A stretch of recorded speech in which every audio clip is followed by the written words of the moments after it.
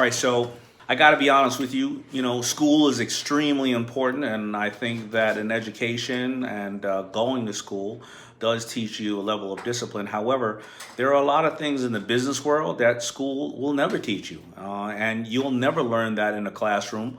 And I had to learn it the hard way. But I'm going to share with you just 10 things that you just are not going to learn in school. But it doesn't mean that you can't educate yourself in these things, because whether it's in school, outside of school, before school, after you're done with school, there's always a way to keep educating yourself. Now, here are the 10 things that school doesn't necessarily teach you.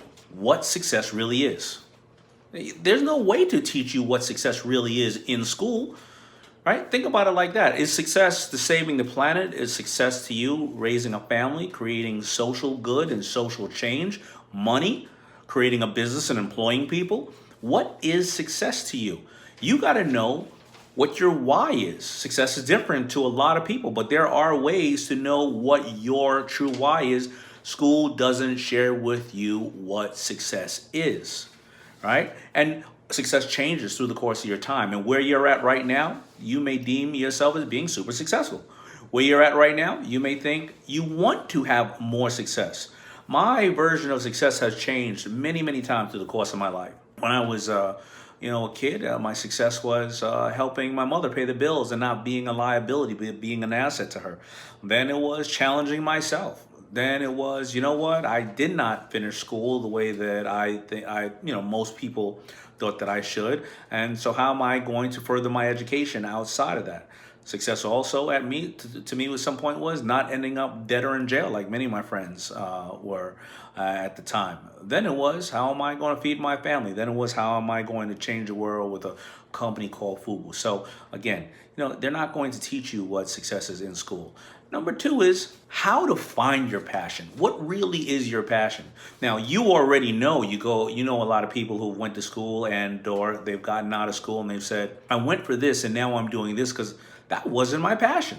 But why didn't school teach them or push them towards where their passion was? Because then most likely they would have done better. Right? They're not going to teach you your passion. And again, your passion may change, right? Your passion, your why may change. And that could be influenced by the people around you, the fact that you travel the world and you met somebody great, or you met an organization that was amazing. The fact that you felt that there was a product and or a service that was not good enough for you and you had a bad experience, and you sat there and said, no longer am I going to have a bad experience, or anybody else is going to have a bad experience that I had. I'm going to change the face of the way the business is done. Again, what was my passion with FUBU? It was the fact that there was a market that was being neglected, and I felt like I was being taken advantage of because I was buying clothes by designers who just didn't want kids who would love this music called hip hop, buying their clothes. And that became my passion. Wait a minute. I'm going to dress other kids. I'm going to dress myself. I'm going to be passionate about this music called hip hop. And I'm going to share that passion with other people. But school cannot teach you about your passion. All right, number 3, the right way to start a business. I see on Shark Tank all the time businesses that were started the wrong way. You can't build a house or put more floors on a building if the foundation is weak, if it's crumbling, if it's sinking. The way to start a business is the foundation of it.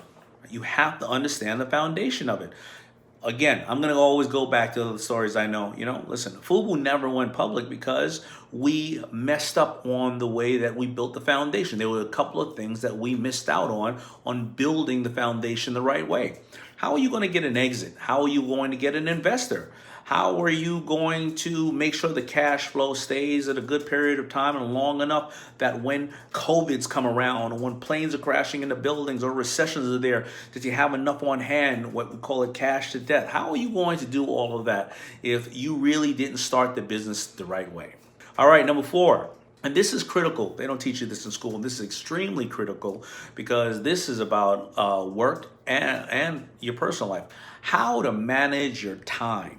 That's the only thing you can never get back is time. And by the way, when you're dealing with a business, there is no perfect time. You only make the perfect use of time. How do you manage your time?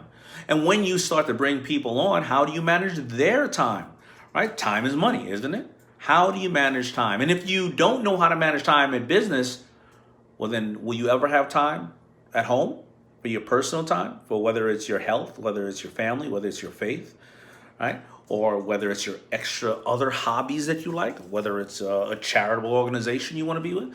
How to manage time. Time management is extremely important. Now you can go and of course read the entire book of Rise and Grind. I hope you did already. But if you didn't, I'm going to give you more ways to understand how to manage your time. Next one, you always hear me talk about it, probably the most important one is, and they don't teach you about it in school, is how to manage money in your life and business. Financial intelligence. Remember, you got to be able to balance a checkbook at home just as much as balancing a business.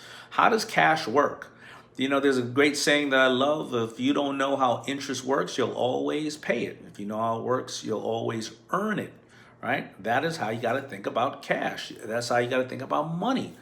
I don't want to be the broken record, but you also heard business is very simple. Increase sales or reduce costs. Those are the ways that you manage money. Isn't that the whole reason you're in business? For the money and then to create change, but you can't create change if you don't have any money. And me starting out with zero money, $40, well, how did I get to where I am today? I learned how to manage money, but I didn't learn it right then. I learned it after mistake, after mistake, after mistake, after mistake. But I was not too late. I kept trying to learn and I finally learned it. And I'm still learning more financial ways to be more financially intelligent even till today. All right, number 6, how to communicate with your customers. That's really important because it's your communication, your ability to tell a story. It's your ability to find out what they really need and bring that out of them and over deliver on that. It's your ability to thank them. It's your ability to tell them a really quick story of what you do so they can easily communicate that with other people when they tell them about why they support your brand, product, services, or yourself. You have to be able to communicate. Listen, isn't the only reason why the human beings and the human race is the dominant race on the planet because our ability to communicate? That's what separates us from the animals.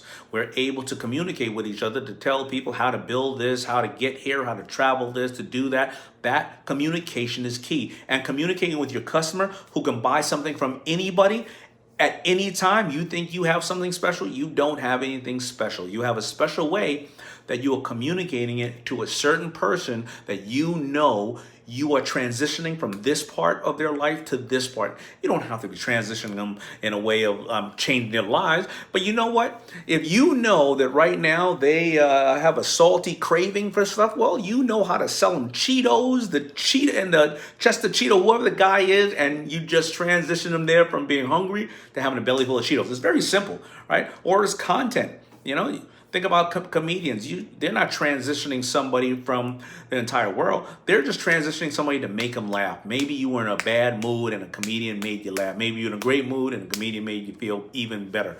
Again, it is the ability to communicate why and how you are transitioning that person with your product, your service, your brand, or even yourself. All right, number 7 is emotional and mental awareness. They're not going to teach you that in school, emotional and mental awareness. If the core of you is not there and you don't know your why, or you don't know what is holding you back or what is pushing you forward, the mental and emotional awareness, then you can't be successful in business. You have to really tap into yourself and understand what you're doing. Why are you doing it? Why are you not doing it? Why are you in this funky mood? Why do you need to go and talk to other people? Because as an entrepreneur, you can't talk to anybody often. That's what you think, right? Remember, I always talk about Kate Spade and Anthony Bourdain, and they seem like they were on the top of the world, but what happened?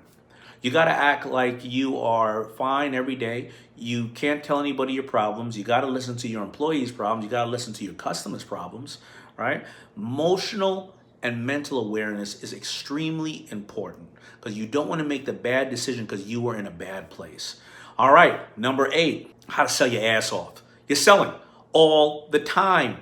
All the time. You are selling. You are pitching. You're pitching when you're trying to get into the bathroom before your husband or wife. You're pitching when you're trying to get your customer to buy something from you, when you're talking to the bank, when you're talking to a vendor, when you want somebody to take something back, when you want somebody to give you investment, when you want somebody to give you a better cost, when you want somebody to deliver it next day instead of next week, right? When you want somebody to give you 2 for 1.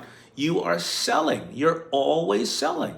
You're selling to your staff when you want them to get behind you on something, when you want them to trust you, when you're trying to hire somebody and you're telling them that this is the place that you need to be because we have a certain amount of core values. So you have to know how to sell.